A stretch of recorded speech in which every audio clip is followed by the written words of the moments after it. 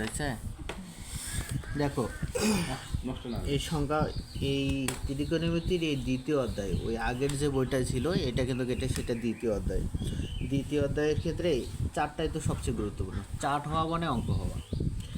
এটার জন্য যেগুলো চার্টগুলো তো আমরা মুখস্থ একটু নর্মালিভাবে থবো, তারপরেও যদি একটু সহজ পদ্ধতি একদম করার জন্য যে কাজটা করবো আমরা, যেগুলো মান আছে কোনো দরকার নেই আমাদের হুবহুব। এইখানে যখন যাবো 37 ডিগ্রি থেকে যদি আমি শুরু করি, তোমরা সরাসরি ক্যালকুলেটরটা যেটা কাজ করবে, প্রথমে শিফট চাপি মুড চাপি নেবে। মুড না, এখানে আমি ক্যালকুলেটর, তারপরে 3 চাপিয়ে দুইবার ইকুয়াল চাপি নেবে। ইকুয়াল চাপে ক্যালকুলেটরটা একদম ফ্রেশ হলো, মানে আমরা ক্যালকুলেটর রিস্টার্ট দিলাম। বুঝা গেছে? রিস্টার্ট দেওয়ার পর এখন ক্যালকুলেটর কোন পদ্ধতি থাকে থাক, আমাদের একদম ফ্রেশ। তারপরে আমরা যেটা কাজ করব, এখানে আছে তো মনে করো যে সাইন 30 ডিগ্রি, এইখানে দেখো সাইন 30 ডিগ্রি আমি চাপলাম। এই যে 30 ডিগ্রি আমাদেরকে চাপতে হবে না, সাইন 30 চাপার পর ইকুয়াল চাপবো। দেখো 0.5 আসছে।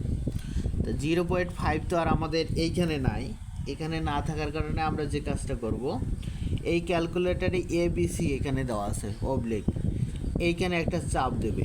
দেখো এই যে 1, ওই চিহ্নটাই হলো ভাগ, 1/2। দেখো 1/2 আছে, তাহলে আমাদের আর মুখস্থ করার কোনো অপশান নেই।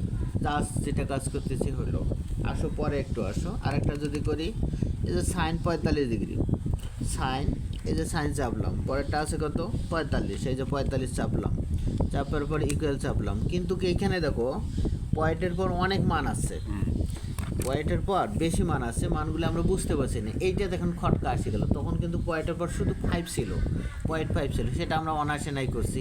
কিন্তু কি এবার পয়েন্টের পর দেখো এখানে দেখছে অনেকগুলো, তাই জন্যে এই মানটাকে আমরা স্কোয়ার করব।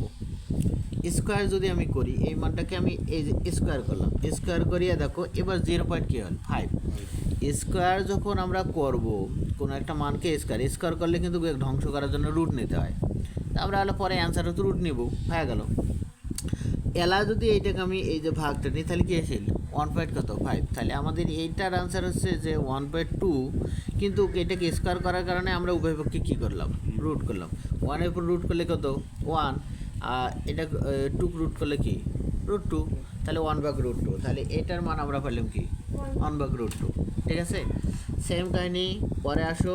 খালি দেখো এই বাটনটা আর এটার কাজ করতেছে, আর মান যখন বেশি হবে তখন আমরা কি করবে রাখছি, এই যে স্কোয়ার করে নিচ্ছি। এটাও তো দেখো রোড যেহেতু আছে, এখানে এখন হচ্ছে সাইন কত 60 ডিগ্রি নাকি, এই যে সাইন 60 ইকুয়াল দিলাম।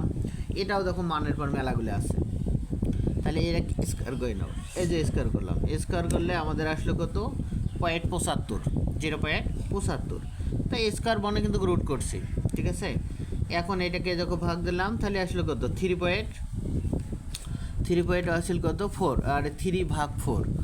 এখন 3/4 ইয়ে কিন্তু আমি স্কোয়ার করছিলাম, স্কোয়ার করা মানে কী করবো, এখন রুট করবো। রুট করলে √3 √রুটে আর 3i, আর 4-এর রুট করলে কত হয় 2, হয়ে গেলো। আমাদের মুখস্থ করার কোনো ঝামেলাই নেই। হ্যাঁ, পরে আছে 90 ডিগ্রি, সেম কাহিনি। তোমরা যদি কাও 90 ডিগ্রি, এরকম আমাদেরকে সাইন 90 ইকুয়াল এটা 1 আসে গেছে, এর আর কোনো দরকার নেই। ঠিক আছে, এইরকম এই সিস্টেমে আছে। আসো টেনের ক্ষেত্রে আসো, তাহলে সাইন পাইলে তো বাকিটা উল্টে দিলে হচ্ছে কোসেক হচ্ছে, সাইন উল্টে দিলে আমরা কোসেক পাচ্ছি, তারপরে কস উল্টে দিলে আমরা সেক পাচ্ছি, তারপরে ট্যান উল্টে দিলে আমরা কট পাচ্ছি, ওগুলো তো পাচ্ছি। তাহলে আমি সাইনটা ফের বিপরীত পাচ্ছি, এলে এখন পাচ্ছ তোমরা। আচ্ছা ট্যানে আসো, ট্যানের ক্ষেত্রে দেখো ট্যান 30 ডিগ্রি যখন আমি নিব, এই যে এখানে ট্যান লেখা আছে, ট্যান 30 ডিগ্রি, এই যে 30 ডিগ্রি নিলাম, নেওয়ার পরে যেটা অ্যান্সার আসলো, আমি জানি অ্যান্সার বেশি আসলে আমরা কী করি, স্কোয়ার করি। করলাম স্কোয়ার, এই দেখো স্কোয়ার করলাম, স্কোয়ার করলে আসলো, তারপরে দেখো 0.33 আসে। এখন এটাকে এই যে ABC চাপ দাও, দেখো 1/3 এসে গেছে, 1/3। এখন স্কোয়ার করার কারণে আমাদের কী হবে, রুট হবে। তাহলে 1/3 আমি যদি রুট করি, 1-এর রুট 1 আর 3 সেম কাহিনি, এটা কাজ করানো হয়েছে। এরকম করেই আসলে এই চার্টটা এখানে সাজানো হয়েছে। কথাটা বোঝা গেছে? তো এটা আমাদের মুখস্থর কী আছে, কোনো মুখস্থ নেই, টোটালে আমরা মুখস্থ করবো না, মুখস্থ কোনো টেনশনে নেই।